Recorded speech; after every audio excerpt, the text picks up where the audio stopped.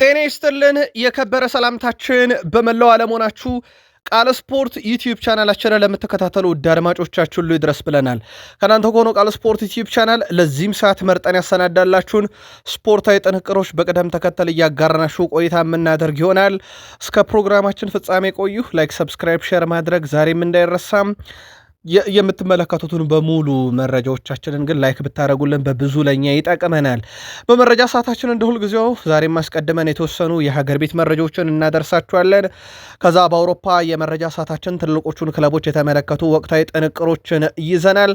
ከዚህ ጋር በተያያዘ ውድ ቤተሰቦቻችን የሪያል ማድሪድ የቡድን ዜና በስፋት ስናነሳ አንድ ትልቅ መረጃም ከወደ ሪያል ማድሪድ አግኝተናል፣ ታደምጡታላችሁ። በባርሴሎና በኩል ወሳኙ ተጫዋች ወደ ሜዳ ተመልሷል። መች ይጫወታል የሚለው እንነግራችኋለን። የቡድን ዜና ካነሳን በኋላ ግን ባርሴሎና ቤት ትንሽ ፈገግ የሚያደርግ ዜና አገኘንና ልናጋራችሁ ወደናል። በርካቶች ፈገግ እንደምትሉበት ተስፋ እናደርጋለን። በጣሊያን፣ በጀርመን፣ በአውሮፓ ትልቅ ክለቦች ወቅታዊ መረጃዎቻችን እንደተጠበቁ ነው። አብራችሁን ቆዩ። በተወዳጁ የእንግሊዝ ፕሪሚየር ሊግ የመረጃ ሰዓታችንም በርከት ያሉ ጥንቅሮችን ይዘናል። ውድ ቤተሰቦቻችን በተለይም ፕሪሚየር ሊጉ ቀጣይ ዓመት ስንት የአውሮፓ ሻምፒዮንስ ሊግ ኮታዎችን ይወስዳል የሚለው በጣም ተጠባቂ ጉዳይ ነበረ። ተጨማሪ ጥንቅሮችን በጉዳዩ ላይ ይዘናል። ከቢግ ሲክስ ቶትናምን የተመለከተ ተጨማሪ ጥንቅር በዚህም ሰዓት ይዘን መተናል። ከፔፕ ጋርዲዮላ ቡድን ማንቸስተር ሲቲ ጋር በተያዘ የአንድ ተጫዋቹ እጦትና የውጤት እጦት ጋር መገጣጠሙን እነግራችኋለን። የሲቲ ተጫዋቾች ሳምንታቸው እንዴት ነበረ? ተጨማሪ ጥንቅሮችን በሲቲ በኩል ይዘናል። እንዲሁ እስከ ፕሮግራማችን ፍጻሜ ከቆያችሁ የምትከታተሉት ይሆናል። በቃል ስፖርት ዩቲዩብ ቻናል በማለዳው ጥንቅራችን የቼልሲውን ተጫዋች በተመለከተ ጉዳዩ በቀላሉ የሚታለፍ አልነበረም ብያችሁ ነበረ። የዦዋ ፔድሮ ጉዳይ የአውሮፓ እግር ኳስ ማህበር ጉዳዩን እየተመረመረ ነው ተብሏል። የቡድን ዜና ይዘናል። ቼልሲ ቤት በርከት ያሉ መረጃዎችንም ለእናንተ ውድ አድማጮቻችን እንደ ሁልጊዜው በቅደም ተከተል የምናጋራችሁ ይሆናል። ከሊቨርፑል ጋር በተያያዘ የቡድኑ ወሳኝና ቁልፍ ተጫዋቾች የተመለከቱ ልዩ ጥንቅሮችን ይዘናል። የአውሮፓ ምሽት ሽንፈት ቢገጥመውም ሊቨርፑል ግን ቀሪ 90 ደቂቃ እንዳለው ይታወቃል። በአንፊልድ ሮድ ስቴዲየም ላይ ተጨማሪ መረጃዎችን ይዘናል። አሌክሲስ ማካሊስተር፣ የሊቨርፑል ወቅታዊ ጉዳይ፣ እንደዚሁም ከሊቨርፑል ጋር በተያያዘ ደግሞ የቦርዱን ውሳኔ በተመለከተ ልዩ ጥንቅር ይዘናል። ከአርሰናል ጋር በተያያዘ የአርሰናል የመረጃ ሰዓታችንን የቀድሞ የአርሰናልም የቼልሲም እንግሊዛዊ ሰው አሽሊ ኮል አንድ ሐሳብ ያጋራል። መነጋገሪያ ስለሆነ እናደርሳችኋለን። ከዛ በዘለለ በአርሰናል የቡድን ዜና ይዘናል። ኑኖ ማዱኬ፣ ሳካ፣ ዩሊያን ቲምበር ከሃቨርዝን ጨምሮ በአርሰናል በኩል የቡድን ዜናና ከዙር ጋር የተያያዙ ተጨማሪ መረጃዎችን ይዘናል። የአርሰናልም ደጋፊዎች ላይክ፣ ሰብስክራይብ፣ ሸር እያረጋችሁን አብራችሁን ቆዩ። በዩናይትድ የመረጃ ሰዓታችን የቡድን ዜና በስፋት እናነሳለን። ሌጀንዶች ከካሪክ ጎንና ተቃራኒ መቆማቸውን አሁንም ቀጥሏል። ተጨማሪ መረጃ ይዘናል። የካሪክ በቡድኑ መምጣት በተመለከተ አንድ ሰው የሚለው ነገር አለ። ተጨማሪ መረጃዎችን ይዘናል። ዛሬ የማንቸስተር ዩናይትድን ልምምድ ተመልክተነው ነበር። የተወሰኑ መረጃዎችን ይዘንበታል። ከዛ ውጭ በዩናይትድ ቤት 4ና 17 ዓመታትን ወደኋላ እንመለሳለን፣ በምክንያት ማለት ነው። ወደ ቤተሰቦቻችን በርከት ያሉ ተጨማሪ መረጃዎችን ከምታገኙበት ቃል ስፖርት ዩቲዩብ ቻናል መረጃዎቻችንን ስትከታተሉ ላይክ እያረጋችሁ እንድታበረታቱን፣ ሀሳብ አስተያየታችሁን እንደ ሁልጊዜው እንድታጋሩ እንሻለን። ሁላችሁ የምትመለከቱ ላይክ ብታደረጉ ለእኛ በብዙ ይጠቅመናል። እስከ ፕሮግራማችን ፍጻሜ በድጋሜ መልካም ቆይታ ተመኘን። በሀገር ቤት መረጃ እንጀምር። የኢትዮጵያ ዋንጫም የሩብ ፍጻሜ መርሃ ግብር መራዘሙ ይፋ ተደርጓል። ከመጋቢት 12 እስከ 15 ሊከናወን የነበረው የኢትዮጵያ ዋንጫ የሩብ ፍጻሜ ጨዋታ ወደ ሌላ ጊዜ ተሸጋግሯል። የአዲስ አበባ የሚደረገውን የውድድሩን ቀጣይ መርሃ ግብር በቅርብ አዲስ አበባን ጨምሮ የሚካሄድባቸውን ጨዋታ ጨምሮ ወደፊት ይታወቃል ተብሏል። እነኚህ ጨዋታዎች የሚደረጉበት ቦታና ሰዓቱን በተመለከተ የኢትዮጵያ እግር ኳስ ፌዴሬሽን በቅርቡ ከኢትዮጵያ ብሮድካስቲንግ ኮርፖሬሽን ጋር ጨዋታዎቹን ለማስተላለፍ ስምምነት ደርሶ እንደነበረም እንዲሁ በቃል ስፖርት ዩቲዩብ ቻናል መረጃውን አጋርተናችሁ ነበረም። አሁን ግን ተራዝሟል። ተጨማሪ መረጃዎችን ለማጣራት ጥረት እያደረግን እንገኛለን። በቀጣይም በቃል ስፖርት ዩቲዩብ ቻናላችን መረጃውን አጣርተን እናመጣዋለን። የኢትዮጵያ እግር ኳስ ፌዴሬሽንም መረጃውን አረጋግጦታል። አዲስ አበባ የሚደረገው የውድድሩን ቀጣይ መርሃ ግብር በቅርብ ቀንም እናሳውቃለን ተብሏል። እንዳልኳችሁ እኛም ተከታተለን መረጃውን እናደርሳችኋለን። ወደ አውሮፓ መረጃችን ተሻገርን። የአውሮፓ ሻምፒዮንስ ሊግ ምሽቱ ያለ ከዋክብቶቹ ውብ የነበረለት ሪያል ማድሪድ በኢትሃድስ የሚለው ይጠበቃል። ከዚህ ጋር በተያያዘ ጁድ ቤሊንግሃም ሪያል ማድሪድ ከማንቸስተር ሲቲ ጋር በሚያደርገው የመልስ ጨዋታ እንደማይሳተፍ ተናግሯል። በተጨማሪም ጉዳት ያጋጠመው ፌርላንድ ሜንዲ ለመልሱ ጨዋታ ይደርሳል ተብሎ አይጠበቅም። በሌላ በኩል ዴቪድ አላባ፣ ኬሊያን ምባፔና አልቫሮ ካሬስ ለመልሱ ጨዋታ የመድረስ እድላቸው ሰፊ ነው ተብሏል። የመጀመሪያውን ጨዋታ በሳንቲያጎ ቤርናቢዮ ስቴዲየም ላይ 3-0 በሆነ ውጤት በፍሬድሪኮ ቫልቬርዴ ግቦች ድል ያደረገው ሪያል ማድሪድ የመልሱን ጨዋታ እንግሊዝ ኢትሃድ አቅንቶ ይህንኑ ሲቲውን የሚፋለም ይሆናል። የመልሱ ጨዋታ በጉጉት ይጠበቃል። በተለይም ከአውሮፓ ሻምፒዮንስ ሊግ ምሽቶች ካምባኮች አይጠፉምና ሲቲ እውነት ጨዋታውን ይቀለብ ሲሆን ወይንስ ማድሪድ ያስጠብቃል? ማድሪድ ያለ በርካታ ከዋክብቶቹ ሲጫወት አንደኛው ኬሊያን ምባፔ ነበረ። ቀጣይ በጨዋታው ስለሚገኙ ከሆነ እንዴት ያለ ምሽት ሊያሳልፉ ይችላሉ የሚለው ይጠበቃል። ግን በጣም ወሳኝ የሚባሉ ተጫዋቾቹ ውጪ ሆነው ነበረ ያንን የምሽት ድል ማስመዝገብ የቻለው። አሰልጣኝ አልቫሮ አልቢዮራም ሀሳቡን አጋርቷል። አርቤላ በተለይም የሜንዲን ጉዳት በተመለከተ ጥሩ አይደለም ብሏል። ሜንዲ በተከታታይ 2 ጨዋታዎችን ተጫወተ የሚለው አልቫሮ አርቤሎአ በተጫዋቹ በኩል እንግዲህ የረጅም ጊዜ ጉዳት ላይ መሆኑ ተጨማሪ ሪስኮችን እንዳንወስድ ያደርገናል እና ለእሱ በጣም እድለኛ አይደለም ብሏል። ያው እንዳልኳችሁ ሁለተኛው ጨዋታ ስለሚያመልጠው ማለት ነው። ከዛ ውጭ አልቫሮ አርቤሎአ ካነሱት ነጥብ ውስጥ ቀጣይ እንግሊዝ ጦርነት ነው የሚገጥመን ብለዋል። እሳቸው ምንም ጥያቄ የለውም። 90 ደቂቃ ቀኑን ሙሉ ሊያደርጉት ይችላሉ ለሪያል ማድሪድ ሲቲዎች። ግን ያ ማለት ማድሪድ የሚተኛ ቡድን ይሆናል ተብሎም አይጠበቅም። የማድሪድ ምሽት ቀላል አይደሉም። በአውሮፓ ሻምፒዮንስ ሊግ ላይ በተለይም የሪያል ማድሪድ ልምድ በላሊጋ ድክም ብሎ በአውሮፓ ሻምፒዮንስ ሊግ ዋንጫ ያነሳባቸውን ዓመታት እናስታውሳለን እና ምናልባት የሪያል ማድሪድ ምሽት ዝም ብሎ በተራ ጉዳይ እንደማይታለፍ ይሄ የተጫዋቾቹ ከዋክብቶቹ ጉዳት ጭምር ኖሮበት የአውሮፓ ምሽት በተራ ነገር እንደማይታለፍ አሳይተዋል። በዚህ ሳምንት ግን እንግሊዝ ላይ እግር ኳሳዊ ጦርነት ይጠብቀናል ከሲቲ ብለዋል። የምሽቱን ድላቸውን እንግዲህ እንዲገኝ ምክንያት የሆነውና ያሳመረላቸው ፌድ ቫልቬርዴ በሪያል ማድሪድ ባለፉት 9 ጨዋታዎች ላይ ውድ ቤተሰቦቻችን በሙሉ በግብ ተሳትፎባቸዋል።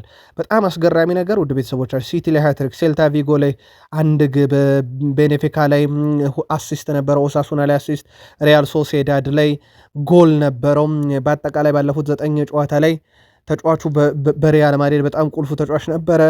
ለአብነት ያከለ በአውሮፓ ሻምፒዮንስ ሊግ ታሪክ ከተጫወቱት ሉዊስ ሱዋሬዝ፣ አንቷን ግሪዝማን እና ቶማስ ሙለር ያልሰሩትን ሃትሪክ መስራት የቻለ ተጫዋች ሆኗል።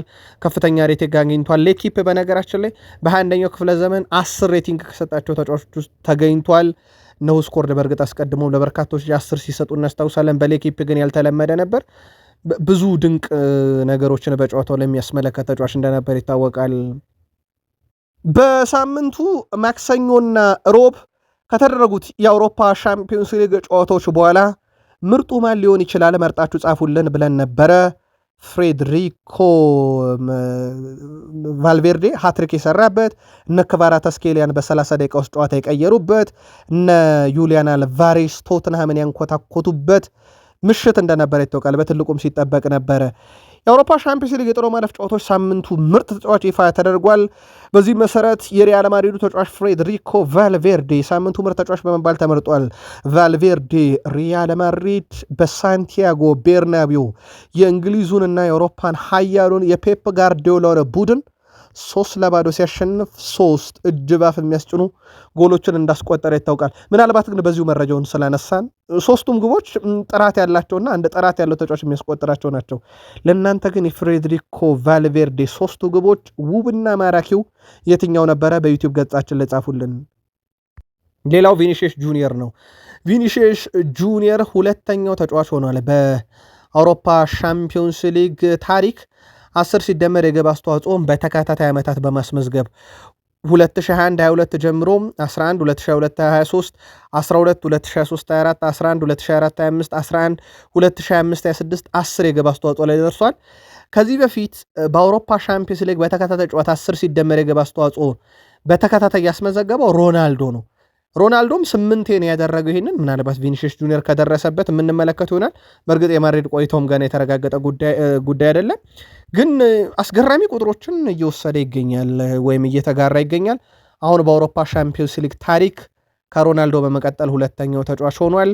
በርካታ አስገራሚ ገድሎችን ባየንበት ሪያል ማድሪድ ውስጥ ማለት ነው። ቲቦት ኮርቱዋ እንደ ዘንድሮ ውድድር ዓመት ደግሞ ሁለተኛ አሲስቱ እንዳደረገ ነግሬያችሁ ነበረ። በነገራችን ላይ ውድ ቤተሰቦቻችን ቲቦት ኮርቱዋ 2 አሲስት አለው በዚህ ዓመት። ለአብነት ያክል ኬሊያን ምባፔ 1 ነው ያለው፣ ሳላህ 1 ነው ያለው፣ ቪታኒያ የፓሪሰን ጀርሜን ተጫዋች 1 ነው ያለው፣ ፎደን በሲቲ 1 ነው ያለው በዚህ ዓመት። እነዚህ ሁሉ ተጫዋቾች አንዳንድ አሲስት ባላቸው መድረክ ላይ የሪያል ማድሪዱ ግብ ጠባቂ ቲቦት ኮርቱዋ 2 አሲስት አለው። አንደኛው አሲስት ከካይራት አለማቴ ጋር በነበረ ጨዋታ ለኬሊያን ምባፔ፣ ሁለተኛው አሲስት ሲቲ ላይ ፌድ ቫልቬርዴ ሃትሪክ በሰራበት ጨዋታ የመጀመሪያውን ግብ አሲስት ያደረገው እሱ እንደነበረ ይታወቃል።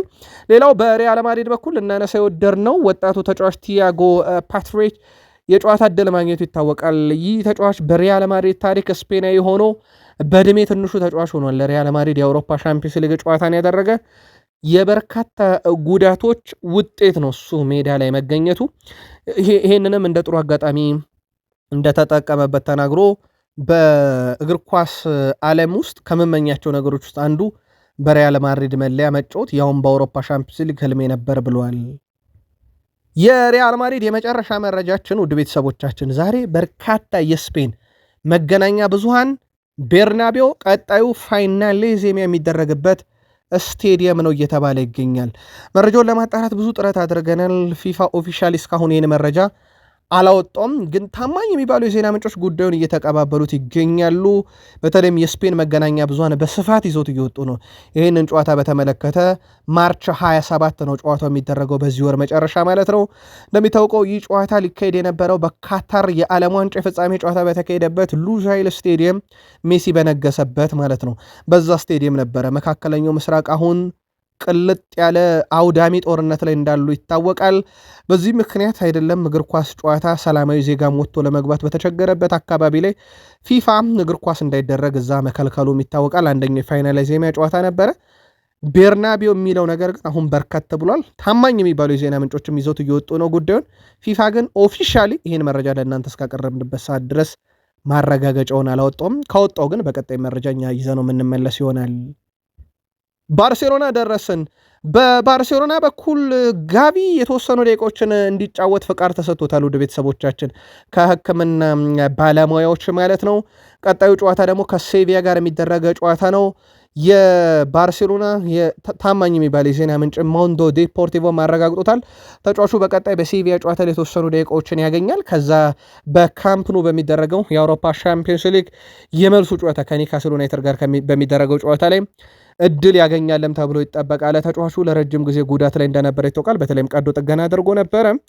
የባርሴሎና የመሃል ሜዳ ክፍል ጥራትን ከሚጨምራሉ ተብሎም ከሚጠበቁ ተጫዋቾች አንደኛው ጋቪ እንደነበረ ይታወቃል። በሳምንቱ ወደ እንግሊዝ መጥተው ነው ባርሴሎና ጨዋታ ያደረጉት። አንድ በጣም አስገራሚ መረጃ ግን ነግራችኋለሁ። ለባርሴሎናም ደጋፊዎች፣ ለእግር ኳስ አፍቃሪያንም ትንሽ ፈገግ የሚያደርግ ነው። ግን አስቀድመን የተወሰኑ መረጆችን በጨዋታው ዙሪያ እናንሳ፣ ተጨማሪ ማለት ነው። ሮናልድ አራሆ ኬት እንደመጣ ይታወቃል። ያው የገጠመው የአእምሮ ጤና እክል ከዛ ገግሞ የመጣ ተጫዋች እንደሆነ ይታወቃል። በሴንት ጄምስ ፓርክ ስቴዲየም 5 የአየር ላይ ኳሶችን አሸንፏል። ይሄ በባርሴሎና በኩል በዚህ ሳምንት የታየው ትልቁ ቁጥር ሆኖ ተመዝግቧል፣ የአየር ላይ ኳሶችን በማሸነፍ። ከዛ ቀጥሎ ማሪዮ ሌርማ የሌሚና የጋላታሳራይ ተጫዋች እየተባለ ይቀጥላል። ከዛ ውጪ በባርሴሎና በኩል በርካታ ታክሎችን የወረደው ደግሞ ፌርሚን ሎፔዝ ነው። ከቅርብ ጊዜ ወዲያው የተጫዋቹ የግብ ማስቆጠር ኳሊቲ በጣም ወርዷል በሚል ሲታማ ነበር። ሌላኛው ዦዋ ኔቬዝ በፓሪሰን ጀርሜንም 7 ታክሎችን ወርዷል፣ ስኬታማ የሚባል በሳምንቱ ቢቸገርም ባርሴሎና በሴንት ጄምስ ፓርክ ስቴዲየም ግን በጨዋታው ላይ 1 ነጥብ ይዞ ወደ ሜዳው ወይም በአንድ ግብ ልዩነት እንዳይፈጠርበት አድርጎ ወደ ሜዳው እንደወሰደው ይታወቃል ጨዋታውን። ውድ ቤተሰቦቻችን በሴንት ጄምስ ፓርክ ስቴዲየም ነበረ ጨዋታው የሚደረገው። ይህ በባርሴሎና እና በኒካስል ዩናይትድ መካከል የነበረ ጨዋታ ምን እንደተፈጠረ እንንገራችሁ። በጣም ፈገግ የሚያደርግ ጉዳይ ነው የተፈጠረው። አንድ የባርሴሎና ደጋፊ እንግዲህ መነሻውን ስፔን አድርጎ የኒካስልና የባርሴሎናን ጨዋታ ለማየት ባርሴሎናን ለመደገፍ እንግሊዝ ይገባል። ከዛ በኋላ ማፑን ያበራል፣ መኪናውን እንግዲህ ይዝና ወደ ሴንት ጄምስ ፓርክ ስቴዲየም ጉዞ ይጀምራል። ደረሰ። በኋላም ላይ የቆረጠውን ትኬት ሊያሳይ ወደ ስቴዲየሙ መግቢያ በረጋ ደረሰ። በኋላም ላይ የስቴዲየሙን መግቢያ በረጋ ደርሶ ለትኬት አሳይተው ለሚያስገቡት ሲያሳይ የቆረጠው ትኬት በጣም የተሳሳተ ሆኖ ይገኛል። የቆረጠው ትኬት በሴንት ጄምስ ፓርክ ስቴዲየም ትኬትን ነው፣ ግን የቆረጠው የተሳሳተውን የሴንት ጄምስ ፓርክ ትኬት ነው። በእንግሊዝ ውስጥ ሁለት ይሄ ሴንት ጄምስ ፓርክ ስቴዲየም የሚባሉ ስቴዲየሞች አሉ። አንደኛው ኤክስትሪ ሲቲ የሚጫወትበት ነው። ሁለተኛው ኒካስል ዩናይትድ የሚጫወትበት ሜዳ ስማቸው ተመሳሳይ ነው። በስም ስህተት ሌላኛውን የኤክስትሪ ሲቲን ሴንት ጄምስ ፓርክ ስቴዲየም ትኬት ነበር የቆረጠው። ይህ ቡድን ደግሞ በሶስተኛው ዲቪዚዮን እየተጫወተ ያለ ቡድን ነው። በሊግ 1 ላይ እየተጫወተ ነውና ያው በኋላ ላይ መንገላታቱን አይተው በቃ ትኬትን ባትቆርጥ ገብተህ ይሄንን ጨዋታ ብለውት እዛው ገብቶ ጨዋታውን ጨርሶታል። በነገራችን ላይ ተጫዋቹ ወደ ዋናው ሴንት ጄምስ ፓርክ ስቴዲየም ላቅና ቢል ከኤክስትሪ ሲቲው ሴንት ጄምስ ፓርክ ስቴዲየም የ6 ሰዓት ጉዞ ይጠይቀው ነበረና እዛው ቁጭ ብሎ ጨዋታውን የሶስተኛ እርከን ሊግ ጨዋታውን አይቶ ወደ ሀገሩ ስፔን መመለሱ በጣም አነጋጋሪ የሳምንቱ ዜና ሆኗል። ጣሊያን ደረስን። በዘንድሮ የውድድር ዓመት በጣሊያን ሴሪኤ በመሪው ኢንተርና በተከታዩ ኤሲ ሚላን መካከል የ7 ነጥብ ልዩነት እንዳለ ይታወቃል። ያው የዋንጫ ፉክሩ አላበቃም። በጣሊያን ሴሪኤ ሁለቱ ሚላኖች ዘንድሮ እየተፎካከሩበት እንደሆነ ይታወቃል። በአውሮፓ 5 ታላላቅ ሊጎች ግን እንደ ኤሲ ሚላን የመከላከል ብቃቱ ከፍ ያለ ቡድን የለም። በዚህ ዓመት 20 ግብ ብቻ ነው ያስተናገደው። በአውሮፓ 5 ታላላቅ ሊጎቹ ዝቅተኛውን ግብ ያስተናገደው ቡድን ይሄው ኤስ ሚላን ነው። የሌላኛው የጣሊያኑ ክለብ ኮሞ 21 ግብ፣ ሮማ 21 ግብ። በዛው ጣሊያን ምን ያህል ለግብ የራቀ እንደሆነ ማሳያ ነው። በርካታ ያሉ ጨዋታዎችም 0-0 የተጠናቀቁበት ሊግ እንደሆነ ይታወቃል። ከዛ ቀጥሎ አራተኛው ቡድን ከጣሊያን ይወጣና ፈረንሳይ ሄዶ ሌንስ ነው 21 በተመሳይ ግብ ተቆጥሮበታል። አምስተኛው ቡድን አርሰናል ነው። በአውሮፓ 5 ታላላቅ ሊጎች 22 ግብ ብቻ ነው የተቆጠረበት። አምስተኛው ቡድን ነው አርሰናል። በአውሮፓም ዙሪያ ዝቅተኛውን ግብ ያስተናገደ፣ እንደ ሚላን ግን ዝቅተኛ ግብ የተቆጠረበት የአውሮፓ ክለብ የለም። ውድ ቤተሰቦቻችን በመረጃ ሰዓታችን ጀርመን ደርሰናል። የጀርመኑ ተወካይ ክለብ ባየር ሙኒክ በጣም ድንቅ ጊዜን እያሳለፈ ይገኛል። ዘንድሮ ምን ያሳካል የሚለው ነገር ግን በትልቁ ይጠበቃል። ከክለቡ ጥራት አንጻር ኦሊሴ በዚህ ሳምንት ቡድኑ 6 ግብ ሲያስቆጠር 7 የግብ ዕድሎችን በጨዋታው ላይ የፈጠሩ እሱ ነው። በአውሮፓ ሻምፒዮንስ ሊግ ምሽት በ16 ጥሎ ማለፍ ይሄን ያክል የግብ ዕድል በአንድ ጨዋታ የፈጠረ ተጫዋች የለም። ይሄ ብቻ አይደለም ውድ ቤተሰቦቻችን፣ ኢላማውን የጠበቀ 4 ሙከሮችን ሚካኤል ኦሊሴ አድርጓል በጨዋታው ላይ። ይሄም ትልቁ ቁጥር ነው። የሚከተሉት ፍሬድሪኮ ቫልቬርዴ 3፣ ከዛ ኒኮላስ ጃክሰን 3 አለው። በእርግጥ የፍሬድሪኮ ቫልቬርዴ ከዚህ በጣም ለየት የሚያደርገው 3ቱንም አስቆጥሯቸዋል። የባየር ሙኒክ ጥራት በዚህ ብቻ አይበቃም። ለአብነት ያክል ጆሹዋ ኪሚክ የአማካይ ስፍራው ተጫዋች በዚህ ሳምንት በነበሩ ጨዋታዎች ላይ 93 ኳሶችን በትክክል ለቡድን አጋሮቹ አቀብሏል። ከዛ በኋላ የሲቲው ሮድሪ 90 ነበረው። ግን የባየር ሙኒኩ አማካይን የሚስተካከለው የለም። ባየር ሙኒክ በጣም ጥራት ያለው ሳምንት እንዴት እንዳሳለፈ ማሳያ ሊደረግ ይችላል። በሳምንቱ ካየናቸው ጨዋታዎች ውስጥ አንደኛው ውድ ቤተሰቦቻችን የጋላታሳራይ እና ሊቨርፑል ጨዋታ እንደሆነ ይታወቃል። ጋላታሳራይ በሜዳው ነበር የተጫወተው። በጣም ድንቅ ምሽት ነበረ ለጋላታሳራይ። ምናልባት አንፊልድ ላይ ውጤቱን ያስጠብቃሉ አያስጠብቁም ሌላኛው ጉዳይ ነው። በጋላታሳራይ በኩል ግን ቪክተር ኦሲሜን 6 ሙከራዎችን አድርጓል። የሊቨርፑል ኮናቴ በተለይ እሱን ማርክ ለማድረግ በጣም ሲቸገር የተመለከትንበት ምሽት ነበረ። ከሱ ቀጥሎ ያሉት እነ ሚኬል ኦሊሴ እነ ኒኮላስ ጃክሰን 5 ሙከራን ያደረጉት። በእርግጥ ኢላማውን የጠበቀ ከሆነ ያው የሚኬል ኦሊሴ ይበልጣል 4 ነው። የቪክተር ኦሲሜን ለጨዋታው ግብ መገኘት ምክንያት እንደነበረ ይታወቃል። ጨዋታው ሲጀምር በህይወት የሌለች እናቱን፣ ልጁን፣ ባለቤቱን የሚያሳይ ባነር ተለጥፎ ስቅስቅ ብሎ አልቅሶ ጨዋታው እንደጀመረው ግን የሚዘነጋ አይደለም። ውድ ቤተሰቦቻችን ቃል ስፖርት ዩቲዩብ ቻናላችን ላይ ትገኛላችሁ። የሰዓቱን አጫጭር ስፖርታዊ ጥንቅሮች እያጋራናችሁ እንገኛለን። ከተወዳጁ የእንግሊዝ ፕሪሚየር ሊግ ብቻ ወዳገኘናቸው የዕለቱ ጥንቅሮቻችን እንሻገር። ከፕሪሚየር ሊግ የመረጃ ሰዓታችን ጋር ላይክ፣ ሰብስክራይብ፣ ሼር እያደረጋችሁን አብራችሁን ቆዩ።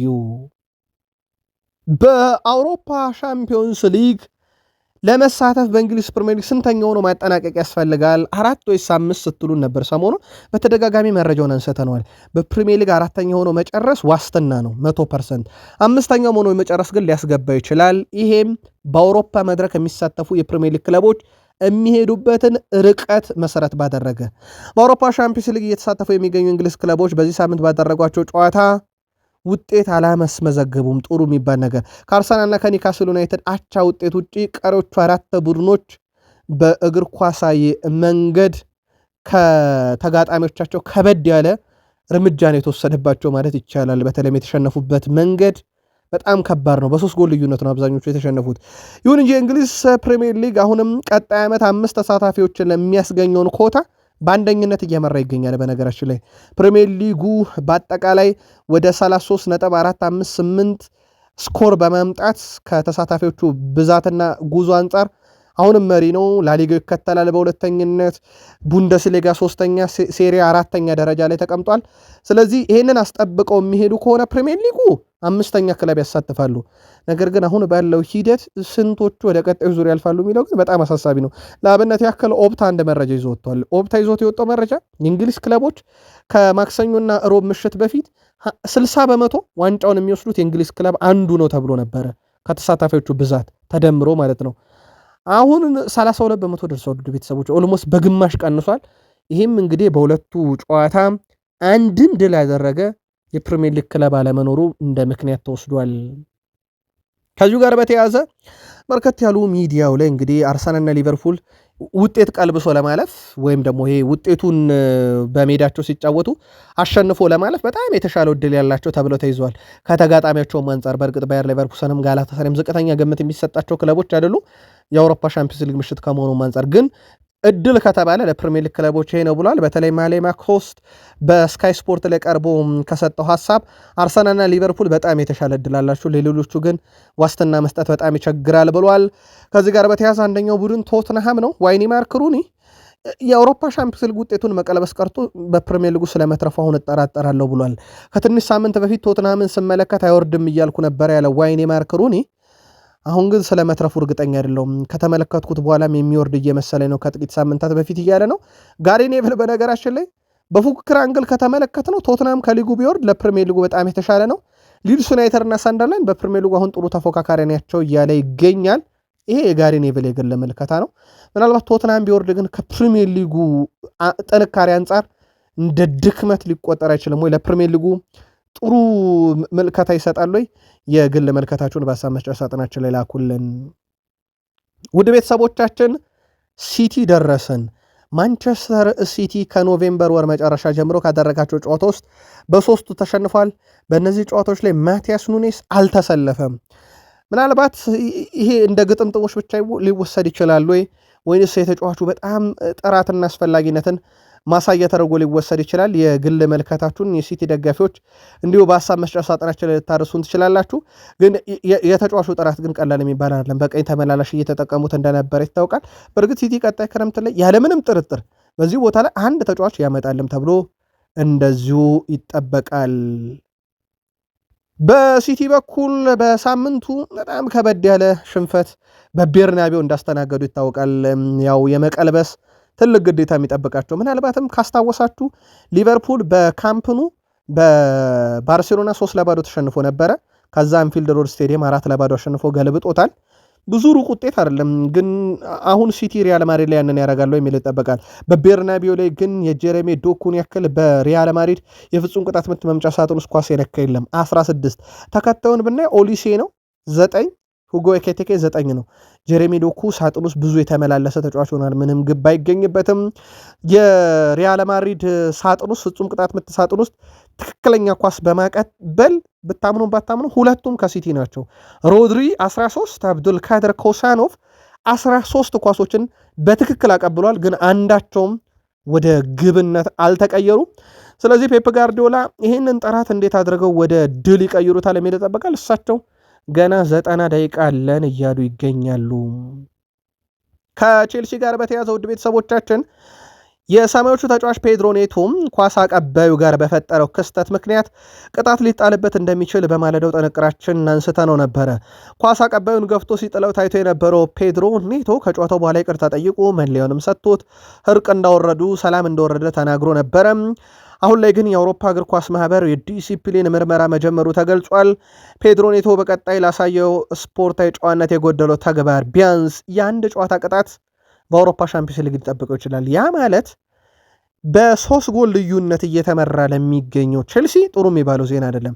ያለ ፔድሮ ኔቶ ቀጣዩን የስታምፎርድ ብሪጅ ጨዋታ ለማድረግ ሊገደድ ይችላል። በቼልሲ በኩል 100% ጎጂ ነው የሚሆነው በዚህ መንገድ ፔድሮ ኔቶ የሚቀጣ ከሆነ። በዛ ላይ የሚቀጣበት መንገድ ደግሞ ለቡድኑ ይሄ ሜዳ ላይ ሲሰጥ ከነበረው ግልጋሎት አንጻር ሳይሆን የቆመ ኳስ ለማስጀመር በነበረ ጥረት ላይ የእጅ ኳስ እንግዲህ ለመቀበል አቀባዩን በመገፍተሩ ምክንያት ነው። ለማንኛውም የዲሲፕሊን ኮሚቴው የአንድ ጨዋታ ቅጣቱ የሚቀርለት አይመስልም እየተባለ ይገኛል። ሪስ ጄምስ አሁን ገና ግማሹን የተጫወት ነው ብሏል። እርግጠኛውን የምነግራችሁ ነገር በተለይም ለቼልሲ ደጋፊዎች ጨዋታው አልተጠናቀቀም፣ ገና ግማሽ ይቀረዋል። በዛ ላይ ግማሹን የምናደርገው በሜዳችን ነው፣ ስለዚህ ውጤት መቀልበስ እንችላለን እያለ ይገኛል ሪስ ጄምስ በጨዋታው ላይ 2 ትልልቅ የግብ ዕድሎችን የፈጠረ ተጫዋች ነው። በአውሮፓ ሻምፒዮንስ ሊግ በ16 ጥሎ ማለፍ ከሱ በላይ ትልልቅ የግብ ዕድሎችን የፈጠረ ተጫዋች የለም። በእርግጥ ከሱ እኩል ጃንስ ፒተር ሂውስ ከቦዶ ጌልሜት ፔድሮ ከፓሮ ከቶትንሃም እንደዚሁ ሚኬል ኦሊሴ ከባየር ሙኒክ ትልልቅ የግብ ዕድሎችን በተመሳይ ፈጥሯል። ከሱ በላይ ግን የግብ ዕድሎችን የፈጠረ የለም ከሪስ ጄምስ በላይ። ግን አትጠራጠሩ ውጤት እንቀለብሳለን እያለ ይገኛል። ቀጣይ ሳምንት ብዙ ድራማ የምናይባቸው ምሽቶች ዳግም ሊመጡ ይችላሉ ተብሎ ይጠበቃል። ከቼልሲ ጋር በተያያዘ ሌላ ልናነሳው የወደድነው ውድ ቤተሰቦቻችን ሊያም ሮዛኔር የጨዋታውን አሰላለፍ እንግዲህ ሾልኮ ወጥቶ ለተቃራኒ ቡድን ደርሷል የሚል መረጃን ይዘዋል። እናም መረጃውን ማን ነው አውጥቶ ለፓሪስ ሰን ዠርሜን አሳልፎ የሰጠው ወይም ለሚዲያ አቅርቦ በሚዲያው በኩል ፓሪስ ሰን ዠርሜን እንዲደርሱ ያደረገው የሚለው እንግዲህ ቁጣን ፈጥሯል የተባለው ከጨዋታ 6 ሰዓት በፊት ነበር አሰላለፍ የደረሰው። ከሱም አልፎ ትላልቆቹ ፍራንስ ሂውስክ ዘግቦትም ነበር ይህንን አጮት ወይም ቼልሲ ሊገባበት ያቀደውን አጮትና ሊያም ሮዛኔር ተበሳይቷል ተብሏል። በጉዳይ ላይ ማን የጨዋታ አቀራረባቸው በተለይ ኢንፎርሜሽንና ሜዳ ላይ የሚጠቀሙትን 11 ቀድሞ ወጣ በሚለውን ማጣራት እያደረጉ ነው ተብሏል። ሊያም ሮዛኔር በዚሁ አያይዘው በፕሪሚየር ሊጉ ዲዘርዱ የለም፣ ኡስማን ዴምቤሌ የለም፣ ክቫራትስኬሊያ የለም፣ ቪታኒያ ወይም ዦዋ ኔቬዝ የለም። በፕሪሚየር ሊጉ እንዲህ አይነት ተጫዋች አልገጠመንም ብለዋል። ፒኤስጂ በጣም ልዩ ነው፣ ግን በስታምፎርድ ብሪጅ ጨዋታ እንቀለብሳለን እያሉ ይገኛሉ። ቀጣይ ሳምንት አንደኛው ተጠባቂ ጨዋታ እንደሆነ ይታወቃል። ሊቨርፑል ደረስን። ውድ ቤተሰቦቻችን የሊቨርፑልን መረጃችንን የምንጀምረው ከቨርጅል ቫን ዳይክ ነው። አምበሉ በዚህ ሳምንት 12 ኳሶችን ከግብ ክልል አርቋል። ውድ ቤተሰቦቻችን ቁጥሩ ትልቅ ነው። አንድ ተጫዋች በአውሮፓ ሻምፒዮንስ ሊግ ምሽት የእሱን ያክል ከግብ ክልሉ ኳስ ያራቀ የለም። ያ ማለት ግን ሊቨርፑል በጣም ሲጠቃ ነበር ወይም በሊቨርፑል ግብ አካባቢ ብዙ የሚጸዱ ኳሶች ነበሩ ማለት ነው። ስለዚህ ቨርጅል ቫን ዳይክ ብዙ አደጋ ሲቀንስ ነበረ ማለት ነው። የተጫዋቹ ቁጥርም ከፍ ካለ አንድ ግብ ጠባቂ ያዳነው ኳስ በበዛ ቁጥር ግብ ጠባቂው ኳሊቲውን ነው የሚገልጸው፣ ግን በበዛ ቁጥር ክለቡ ምን ያህል እየተጠቃ እንደሆነ ማሳያ ነው። ቨርጅል ቫን ዳይክም ከግብ ክልሉ አካባቢ ያራቃቸው አደገኛ ኳሶች 12 ደርሰዋል። ይሄ በአውሮፓ ሻምፒዮንስ ሊግ በምሽት ጨዋታዎች ትልቁ ቁጥር ነው። ያ ማለት ሊቨርፑል በጋላታሳራይ ብዙ አደጋ ሲፈጠርበት ነበር እንደማለት ነው። የባርሴሎና ጄራርድ ማርቲን 19፣ ዳን በርን ከኒካስል 8፣ አብዱል ከሪም ባርዲንስ ከጋላታሳራይ 7፣ ፓው ኩባርሲ 7 እያለ ይቀጥላል። ቨርጅል ቫን ዳይክ በርካታ ኳሶችን ከግብ ክልል ያራቀው ሆኗል። አሌክሲስ ማካሊስተር ስለ ወደፊት ቆይታው ተጠይቆ ነበረ። ማካሊስተር ወደፊት ወደ ሀገሩ አርጀንቲና ጁኒየር ወይም ቦካ ተመልሶ የመጫወት ፍላጎት እንዳለው ተናግሯል። ይህ ግን ተፈጥሯዊ ነው። ማንኛውም ተጫዋች የእግር ኳስ ሕይወቱ ማብቂያ አካባቢ ወደ ቤተሰቦቹ ወደ ልጅነቱ መመለስ ይፈልጋል ብለዋል። አሌክሲስ ማካሊስተር አሁን በክለቡ በጣም ደስተኛ መሆኑን ተናግሮ በቡድን ውስጥ ያለው ሚና ትልቅ መሆኑን ይናገራል እና ለክለቡ ያለውን ታማኝነት በተደጋጋሚ ማሳየት እንደሚፈልግ ተናግሯል። በሊቨርፑል በኩል ግን ምንም አይነት ውል እንዳልቀረበለት በዚህ ሳምንት ተናግሮ ምናልባትም በአባቱ በኩል ከቅርብ ጊዜ ወዲህ እየተነገረ ያለው ነገር በተለይም ወኪሉም ስለሆኑ ወደ ሪያል ማድሪድ ያቀናል የሚሉ መረጃዎች ቢወጡም እዚህ ጉዳይ ላይ ምላሽ ከመስጠት ይልቅ ግን የእግር ኳስ ማብቂያው ላይ የሚጫወትበትን ክለብ አርጀንቲና መሆኑን ፍንጭ ሰጥቶ አልፏል። በቀጣይ ዚህንም ተጫዋች ኮንትራት የማራዘም ሂደት በሊቨርፑል ይጠበቃል። ዘንድሮ ሊቨርፑል በአንድም ጨዋታ በትክክል አልተጫወተም እያለ ነው ካራገር። ሊቨርፑል በጋላታሳራይ 1-0 ተሸንፎ በዚህ ዓመት 12ኛ ሽንፈቱን ካስተናገደ በኋላ የቀድሞ የሊቨርፑል ተከላካይ ጄሚ ካራገር ለስሎት ከባድ ማስጠንቀቂያ ነው የላከላቸው። ዘንድሮ ሊቨርፑል ጨዋታን ተቆጥሮ ሲጫወት አንድም ጊዜ አላየውም ያለው ካራገር አንዳንድ ጊዜ እንደ ባስኬትቦል ወዲና ወዲያ የሚሮጥ ጨዋታ ይሆናል። ያንን ለማስተካከል ሲሞክር ደግሞ ቡድኑ በጣም ቀርፋፋና አሰልቺ በቀላሉ የሚገመት ይሆናል ሲል የስሎትን መፍትሄዎችን ተችቷቸዋል። ካራገርም ቀጥሎ ሁሉም ነገር ሞክሮ አልተሳካለትም የሚለው ሐሳብ ለብዙዎቻቸው የሚዋጥ ይመስላል ወይስ አሁንም ችግሩ የአሰልጣኙ ሳይሆን የተጫዋቾቹ ነው በሚለው ጉዳይ ላይ የጄሚ ካራገር ምልከታ ግን አሰልጣኙ ላይ ጠጋ ያለ ነው። በተለይም ሊቨርፑል ካወጣው ገንዘብ ጋር አያይዞ ማለት ነው። የእናንተ ግን ችግሩ ማን ነው? አሰልጣኙ ወይስ ተጫዋቾቹ? ጻፉልን። የመርሳይዱ ክለብ ሊቨርፑል ግን አንድ ነገር ግልጥ አድርጓል። ኃላፊዎቹ ለቡድኑ አሰልጣኝ አርኔ ስሎት ድጋፋቸው የማይናወጥ ነው ይላል የዘ አትሌቲክ ዘገባ። አሰልጣኝ አርኔ ስሎት በሊቨርፑል ቤት እስከ 27 ኮንትራት አለው። የሊቨርፑል ከፍተኛ አመራርና ባለስልጣናትም አሁን ላይ ትልቅ እምነት በአሰልጣኙ ላይ ያላቸው ተብሏል። ኃላፊዎቹ አርኔ ስሎት ነገሮችን ለማስተካከልና ቡድኑ ወደ መስመር ለመመለስ ትክክለኛውና መፍትሄውም እሱ እጅ ነው ብለው ያምናሉ።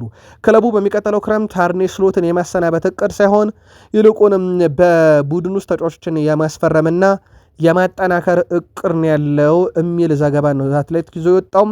ሊቨርፑል በቀጣይ ክረምት ላይ በተለይም የክንፍ ተጫዋችን የዲያዝን ቦታ መተካትን በትልቁ እየተመለከቱት ነው ተብሎ ይገኛል።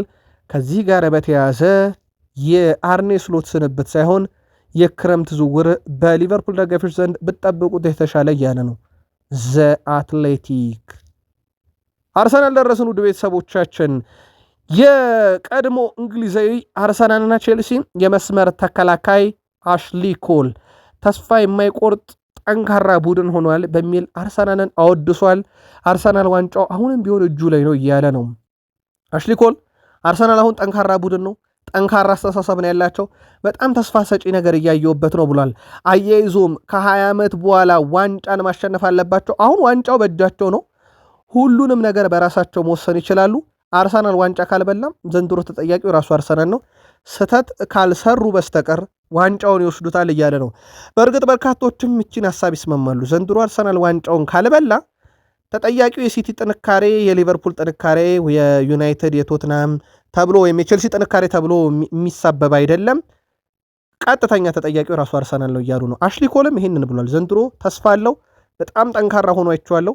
ዋንጫ ካጣ ግን ያለምንም ማሳበብ ምክንያቱ ራሱ አርሰናል ነው ብሏል። ኑኖ ማዱኬ ለአርሰናል በአውሮፓ ሻምፒዮንስ ሊግ በአማካኝ በየ83 ደቂቃው ጎል ተሳትፎን ያደርጋል። በሳምንቱ ያው የፍጹም ቅጣት ምቱ መገኘቱ ምክንያቱ እሱ ነበረ። በእርግጥ ጨዋታውም ላይ ከገባ በኋላ የአርሰናል ፊት መስመር በጣም ፍጥነቱ እንደጨመረ ይታወቃል። ሳካን ቀይሮ ነበር የገባው። ሳካ 60 ደቂቃ ነው የተጫወተው። የሚኬል አርቴታ ቅያሬ ራሱ 59ኛው ደቂቃ አካባቢ ነው ቅያሬው የተጀመረ። 60 ደቂቃ ተብሎ ነው የተመዘገበው።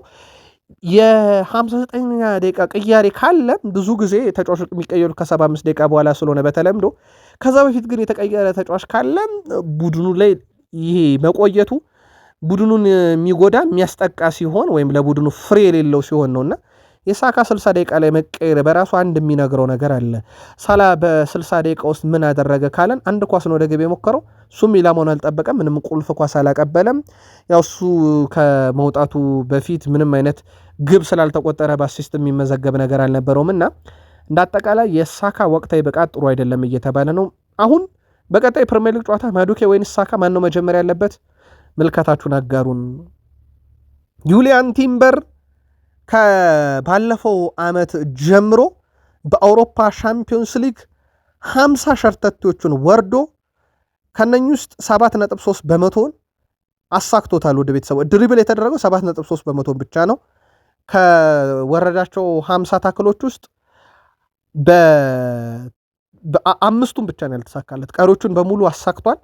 ይሄ ትልቁ ቁጥር ያደርገዋል፣ ወይም ደግሞ ታክል ወርዶ ድሪብሎችን ያስቀረ ተጫዋች ያደርገዋል።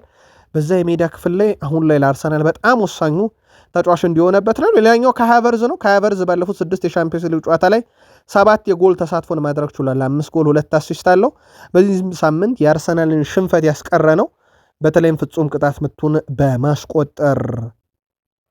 የአርሰናል ቀጣይ ጨዋታዎች በተለይም ከኢንተርናሽናል ብሬክ በፊት የሚደረጉት 3 ጨዋታዎች በትልቁ ይጠበቃሉ። ከኤቨርተን ጋር በሳምንቱ መጨረሻ በፕሪሚየር ሊግ ይጫወታል። ከዛ ከባየር ሌቨርኩሰን ጋር በሳምንቱ አጋማሽ የመልስ ጨዋታውን በኤምሬትስ ያደርጋል። ከዛ ወደ ዌምብሌ ነው የሚያቀነው። በነገራችን ላይ ከሲቲ ጋር ጨዋታ ያደርጋል። በርካቶችም አርሰናልን በዚህ ሳምንት ባየር አሬና ላይ ውጤት አስመዝግቦ አለመምጣቱን፣ ድል አድርጎ አለመምጣቱን የተቹበት ዋና ምክንያት ከሲቲ ጋር እንደዚህ አይነት ጨዋታ በሳምንቱ አጋማሽ በሳምንቱ መጨረሻ እንደሚጠብቀው እየታወቀ እንዴት ወደ ኤምሬትስ ጨዋታውን ይዞት ይመለሳል በሚል ብዙዎች ሲተቹት ነበረ። ብዙ የሚነሳው የክቫራትስኬሊያን የዝውውር ጉዳይን በተመለከተ በተለይ መረጃው በአርሰናል የቅርብ ምንጮች ይፋ ከተደረገ በኋላ አንድሪያ ቤርታ ላይ አሁን የማህበራዊ ትስስር ገጽ በአርሰናል ደጋፊዎች የአንድሪያ ቤርታን ስም እያነሱ ነው። በተለይም ክቫራትስኬሊያን የሚያስፈርም ከሆነ የምንጊዜ ምርጡ ስፖርቲንግ ዳይሬክተራችን ይሆናል በሚል ገና 25 ዓመቱ ነው። በተጫዋቹ በኩል እንግዲህ ምናልባትም የአርሰናልን ፊት መስመር በጣም ፈጣን እንዲሆን ያደርጋል ተብሎ የሚጠበቅ በጣም ምርጥ ድሪብለር እንደሆነ ይታወቃል። ስሙ አሁንም ከአርሰናል ጋር እየተያዘ ነው። አንድሪያ ቤርታ የት ድረስ ይሄዳሉ የሚለው በቀጣይ በትልቁ ይጠበቃል። ከዩናይትድ ጋር በተያዘ በካሪክ ጉዳይ ለሁለት የተከፈለ ሌጀንድ አለው ዩናይትድ። ካሪክ ገና አንድ ጨዋታ ሳይመራ ቋሚ እንዳይሆን ብሎ ከተቃወመ የካሪክማ የሚያስመዘገበው ውጤት ታይቶ ነው መወሰን ያለበት እስከሚሉ ዋይኒ ማርክ ሩኒ ማን ዩናይትድ ወደ አውሮፓ ሻምፒዮንስ ሊግ ከገቡ የቋሚ ኮንትራት ሊሰጠው ይገባል። አዲስ አሰልጣኝ እየፈለጉ ከሆነ እሱ በከፍተኛ ደረጃ የሚታሰብ ሰው ነው። እናም ዩናይትድ በዝርዝር ውስጥ አዲስ አሰልጣኝ ሲያይ ካሪክም መያዝ አለበት። ግን በተለይ ደግሞ የአውሮፓን ሻምፒዮንስ ሊግ ትኬት ከቆረጠ አዲስ አሰልጣኝ መፈለጉ ቀርቶ የካሪክ ቋሚ መሆን እውን መሆን ያለበት እያለ ይገኛል። በእርግጥ ዋይኒ ማርክ ሩኒ ከመጀመሪያው ጀምሮ አቋሙን አልቀየረም። አሁንም ያነሳው ነጥብ ቢሆን ያው ያን ያለው ውጤቱ ታይቶ የማንቸስተር ዩናይትድ ለውጡ ታይቶ ብሎ ነበረ። አሁን የዩናይትድ ሶስተኛ መድረሱን ተከትሎ ሻምፒዮንስ ሊግ ትኬትን ካቆረጠ ቋሚ መሆን የሚገባው ሰው ነው ብሏል። ዲያጎ ሊዮን ወደ ማንቸስተር ዩናይትድ ከመጣ በኋላ በዋናው ቡድን ተጠብቆ ነበረ፣ ግን አሁን በአካዳሚ ውስጥ ነው እያጫወቱት የሚገኙት። ዲያጎ ሊዮን ካሪክ በታክቲክ ረገድ ራሴን እንዳሻሽልና በይበልጥ እንዴት መጫወት እንዳለብኝ ያስረድቶኛል። ይሁን እንጂ ወደፊት ለማጥቃት ሲሄድ በዚያው ፍጥነት ወደኋላ መመለስም እንዳለብኝ ያስተማረኝ በብዙ ካሪክ ነው ብለዋል። ገና ብዙ እንደሚቀረኝ ግልጽ ነው የሚለው ዲያጎ ሊዮን በአካል ብቃት በታክቲክና በቴክኒካል ረገድም ብዙ መሻሻል የሚጠበቅብኝ ነገር አለ፣ ሁሉንም እንድሻሻል ግን በጣም እየረዳኝ ያለው ሰው ይላል ማይክል ካሪክ ነው ብሏል። ካሪክ ወደ ቡድኑ ከመጣ በኋላ ያደረገውን ነገር ከፓራጓይ ጋር ሲነጻጸር ምን ያህል ትልቅ ልዩነት እንዳለውም ተመልክቻለሁ ብሏል። የማንቸስተር ዩናይትድ መምጣት በሊግ ደረጃ እንግሊዝ ውስጥ ያለውና ፓራጓይ ውስጥ ያለው ኳስ በጣም ልዩነቱን አይቻለሁ፣ ግን ካሪክ እኔም በብዙ የለወጠኝ ነው ብሏል። ማንቸስተር ዩናይትድ በሳምንቱ ትልቅ ጨዋታ አለበት ከአስቶን ቪላ ጋር። ይህ ከቪላ ጋር የሚደረገው ጨዋታ ውድ ቤተሰቦቻችን በማንቸስተር ዩናይትድ በኩል በቀጥታ ከተፎካካሪው ጋር የሚደረግ ጨዋታ ነው። ሁለቱም 51 ነጥቦች አሏቸውና ጨዋታው በጣም በትልቁ ይጠበቃል። ከዚህ ጋር በተያዘ ዛሬ በልምምር ላይ ወጣቱ ተጫዋች ጄጄ ጋብርኤል ከዋናው ቡድን ጋር ልምምር ሲሰራ ተመልክተናል። ብሪያን ቤሞም ነበሩ በልምምሩ ላይ። ጄጄ ጋብርኤል በዩናይትድ ደጋፊዎች ዘንድ በትልቁ እየተጠበቀ ያለ ተጫዋች ነው። መቼ ጨዋታው ልትታል የሚለው እርግጥ አይደለም፣ ግን ካሪክ ከዋናው ቡድን ጋር ብዙ ጊዜ እንዲያሳልፍ እያደረጉት ይገኛሉ። አሁንም የተጫዋች በትልቁ እየተጠበቀ ነው። ምናልባት በማንቸስተር ዩናይትድ ከአካዳሚ ከወጡት እነ ስኮት ማክቶሚኔ፣ ራሽፈርድ፣ አሌሃንድሮ ጋርናቾ፣ እነ ኮቢ ሜኖ በመቀጠል በትልቁ ስሙ ሊጠራ የሚችል አይነት ተጫዋች ነው። ምናልባት ጋብሪኤል ቢያንኬሪ በቀጣይ ሌላ የሚጠበቀው ታዳጊ እንደሆነ ይታወቃል። ከዩናይትድ ጋር ስሙ ሲያያዝ የነበረው ኤድዋርዶ ካማቪንጋን በተመለከተ ቀጣይ ክረምት ላይ ሪያል ማድሪድ ሊለቀው ይችላል እስከ 50 ሚሊዮን ዩሮ ካገኘበት የሚሉ መረጃዎች በስፋት እየተሰራጩ ይገኛሉ ሚዲያው ላይ። በእርግጥ በዩናይትድ ቦርድ እንደዚህ አይነት ዝውውሮች ከቅርብ ጊዜ ወዲህ ከቅድ ውጭ እንደሆኑ ይታወቃል። በተለይም ራክሊፍ ከመጡ በኋላ ስም ስላላቸው ትልቅ ክለብ ስለተጫወቱ ብቻ ተጫዋቾችን አያመጡም፣ ረጅም ጊዜ ያገለግላሉ የሚል ነው። ካማቪንጋ ጥሩ ብቃት ቢኖረውም ግን በጉዳት ብዙ የማይገኘው ተጫዋች ነውና ዩናይትድ ገፍቶበት ይሄዳል ተብሎ የሚታሰብ አይነት ዝውውር አይደለም። ከዚህ ቀደም ባለፈውም ክረምት ስሙ ሲያያዝ ነበር። ሪያል ማድሪድ ክረምት ላይ እስከ 50 ሚሊዮን ዩሮ ሊሸጠው ይችላል የሚሉ መረጃዎች እየወጡ ነው። ከታማኝ ምንጮች መረጃውን ለማጣራት ጥረት እናደርጋለን። ግን ዩናይትድ ከቅርብ ጊዜ ወዲህ እንዳልኳችሁ እንዲህ አይነት ዝውውሮች ላይ መሳተፍ ማቆሙ የሚዘነጋ አይደለም። 4 ዓመት ወደኋላ ከተመለስን ክርስቲያኖ ሮናልዶ ለሁለተኛ ጊዜ ወደ ዩናይትድ በመጣበት ዓመት ቶትንሃም ላይ በኦልድ ትራፎርድ ሃትሪክ የሰራበት ነበረ። ቀኑ ማርች 12 2022 ከአራት ዓመት በፊት ልክ በዛሬዋ ቀን 12ኛው 38ኛው 81ኛው ደቂቃ ላይ ነበረ ሮናልዶ ግብ አስቆጥሮ ሃትሪክ የሰራው። ጨዋታውን በርካታ ዩናይትድ ያስታውሱታል ብዬ አስባለሁ። በተለይም የሃፍ ቮሊዋ ግብ እና ከሳጥን ውጭ ያስቆጠራት ግብ የምትረሳ አይደለችም። እንዲሁ አይነት ታሪክ ካነሳን 17 ዓመትም ወደኋላ ብንመለስ ፈርጊ ታይምን ግብ እናስታውሳለን። ተቀይሮ የወጣው በወቅቱ ሉዊስ ናኒ አልሜዳ ዳኩና ነው። ተቀይሮ የገባው ደግሞ ፍሬድሪኮ ማኬዳ ነበረ። ጨዋታው በነገራችን ላይ በዚህ ሳምንት ዩናይትድ የሚገጥመው አስቶን ቪላ ጋር ነበረ። 93ኛው ደቂቃ ላይ ዩናይትድ ከአስቶን ቪላ 2-2 ሆነው ዩናይትድ የፕሪሚየር ሊግ መሪነቱን አጥቶት ነበረ። በዛ ምክንያት በኋላም ላይ ውድ ቤተሰቦቻችን ናኒን ቀይሮ የገባው ፍሬድሪኮ ማኬዳ አስደናቂ የከርል ኳስ አስቆጥሮ ዩናይትድ አስቶን ቪላን ባለቀ ደቂቃ 3-2 አሸንፎ የነገሰበት ዓመት ነበረ። በዚህ ሳምንት ከአስቶን ቪላስ ጋር የሚደረገው ጨዋታ ላይ ማን ለዩናይትድ ይደርስለታል? ማን ሌላኛው ፍሬድሪኮ ማኬዳ ይሆናል? ጻፉልን። አበቃ።